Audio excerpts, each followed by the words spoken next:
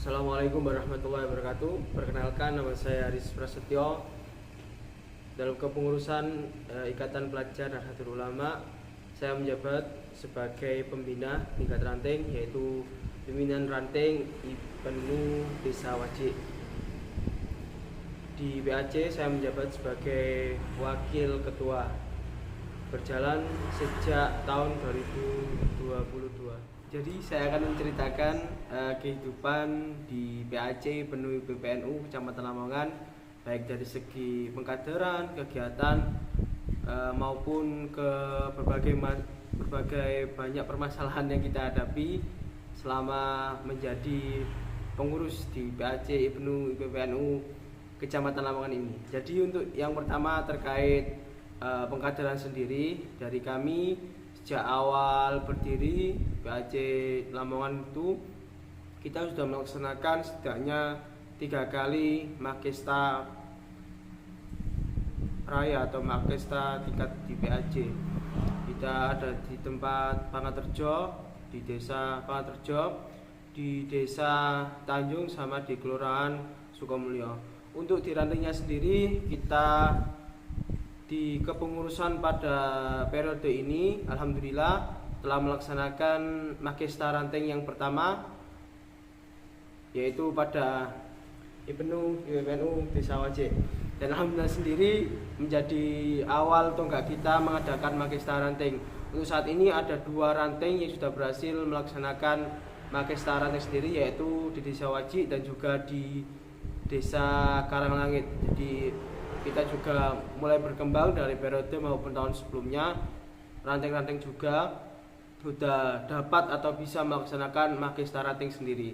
Dan juga untuk terkait SK, alhamdulillah kita juga sudah di rantingnya kita sudah ada 6 ranting yang ter-SK dan 1 pimpinan komisariat.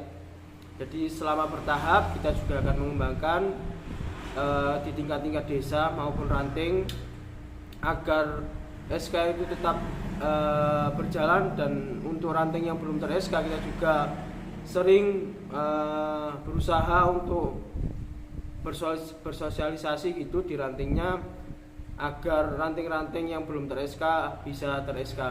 Jadi untuk permasalahan yang pertama, memang di Kecamatan Lamongan ini secara NU struktural itu memang agak susah, karena dibandingkan dengan daerah-daerah lain maupun kecamatan-kecamatan lain di Kabupaten Lamongan sendiri, ya memang Kecamatan Lamongan ini saya rasa juga kurang gitu.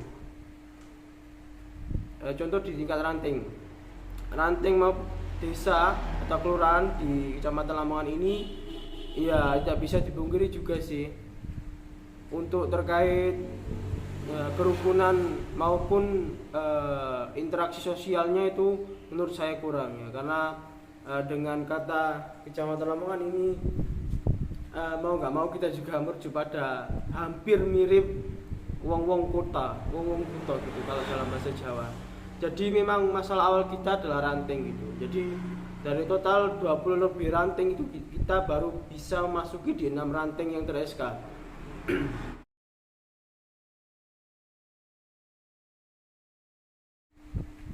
Jadi masih banyak ranting yang belum ter-SK daripada ranting yang sudah ter-SK. Ya, ini menjadi permasalahan awal kita.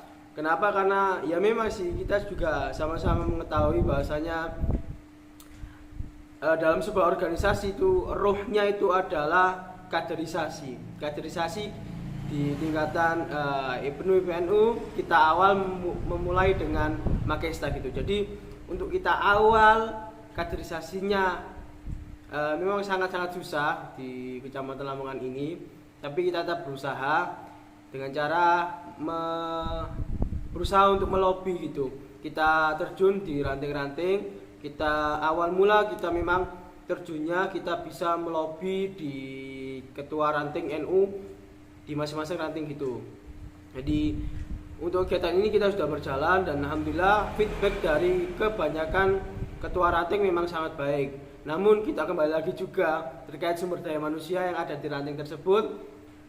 Terkadang ketua rantingnya itu ya kadang tidak bisa memastikan juga adanya niat yang kuat gitu di masing-masing ranting untuk membentukkan Ibnu di tingkat ranting. Jadi masalah utama memang kita lebih ke kurangnya kita dalam membentuk ranting-ranting supaya mau dan minat untuk berikut serta dalam organisasi IPNU. Untuk permasalahan selanjutnya menurut saya adalah dalam tubuh PAC sendiri juga kita seringkali mendapatkan anggota itu masyhur. Ya, tidak dapat dipungkiri juga berawalnya kita menjadi pengurus ini kan bukan dari ranting gitu. Jadi mau nggak mau kita terjun awal, kita kebanyakan memang belum tahu bagaimana untuk menjadi pengurus di ranting masing-masing ranting di Kecamatan Lamongan. Terus kita menjadi pengurus PAC gitu. Jadi kebanyakan ya tidak tahu gitu karena kita memang terjun awal langsung di PAC gitu.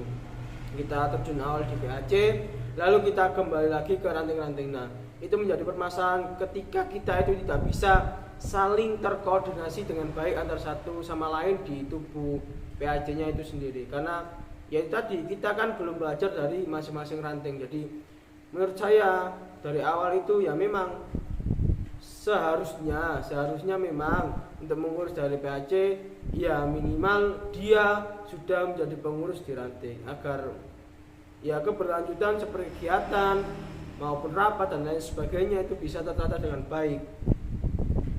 Contoh saja, ketika ada satu orang yang memang dia benar-benar itu menjadi dia aktif di ranting gitu. Jadi untuk ke PAC-nya sendiri juga sudah sangat baik ya karena sudah hafal gitu. Beda dengan pengurus di PAC yang dia belum sekali menyentuh keorganisasian IPNU ini di ranting. Jadi menurut saya itu menjadi sebuah masalah, namun bukan menjadi masalah yang kompleks karena ya memang kita sebagai bentukan awal, bagi saya ini memang bentukan awal, kita juga berjalannya baru menyentuh ranting-ranting. Kalau kita paksakan seperti ranting dulu baru ke PAC ya 90% tidak akan bisa dan tidak akan ada pengurus yang ada di PAC ya. Jadi saya sendiri juga contohnya, saya mengenal IPNU juga dari PAC dulu. Saya mencoba untuk ikut kaderisasi, lalu saya kembali lagi ke ranting. Saya juga mengembangkan di ranting saya, di ranting Desa Wajik itu sendiri, sehingga berhasil menjalankan atau melakukan Magesta ranting yang pertama kali di Kecamatan Lamongan. Jadi kembali lagi sebenarnya kalau di pengurus PAC itu kalau dia mau kembali ke ranting, ya saya rasa itu menjadi sebuah golden ticket kita sebagai pengurus PAC itu mengembangkan lagi IPNU. Jadi tidak hanya dia itu aktif di PAC saja, tapi kembali lagi ke ranting. Dia itu punya tanggung jawab karena menurut saya sendiri ranting adalah ujung tombak kaderisasi Ikatan Pelajar Nahdlatul Ulama, Ikatan Pelajar Putri Nahdlatul Ulama ini. Kita belajar di ranting itu ya sama dengan ujung tombak. Bila mana ujung tombak itu enggak lancip ya mana mungkin kita bisa mendapatkan mangsa yang lebih besar, mangsa yang lebih banyak, mangsa yang lebih hebat gitu. Jadi kalau kita membesarkan batang dari sebuah tombak, kita tanpa meruncingkan ujung tombak tersebut ya sudah pasti kita tidak akan mencapai target yang kita inginkan. Apalagi di organisasi IPNU ini juga kan menjadi ujung tombak juga di tingkat organisasi yang ada di NU. Kita di pelajar NU, naik lagi bisa di Ansor maupun di Fatayatnya atau di Bansor dan di jalur Ansor, naik lagi menjadi NU dan Muslimat gitu. Jadi jika seorang itu mampu menjadi sebuah kader di IPNU dan ranting, sudah pasti dia akan sangat-sangat hebat karena dia itu langsung terjun di masyarakat. Dia menjadi benar-benar ujung tombak. Sudah di IPNU, sudah juga di ranting. Jadi memang benar-benar ujung tombak dan memang harus lancip juga. Ya karena mau nggak mau dia langsung berhubungan dengan masyarakat di itu. Baik, itu saja yang dapat saya sampaikan terkait kondisi baik permasalahan ataupun yang lainnya dari PAC Ibnu IPBNU Kecamatan Lamongan, yang mungkin ini bisa dijadikan sebagai bahan referensi juga baik untuk ketua saya maupun anggota yang lainnya. Akhir kata saya akan menutup perbincangan maupun perjumpaan saya di video kali ini dengan sebuah kalimat yang pernah dilontarkan Kiai Haji Tholha Mansur, yaitu kita dalam beribnu itu memiliki cita-cita, yaitu kita membentuk manusia yang dekat dengan masyarakat, bukan manusia calon kasta elit di masyarakat. Sekian, saya Haris Prasetyo. Wassalamualaikum warahmatullahi wabarakatuh.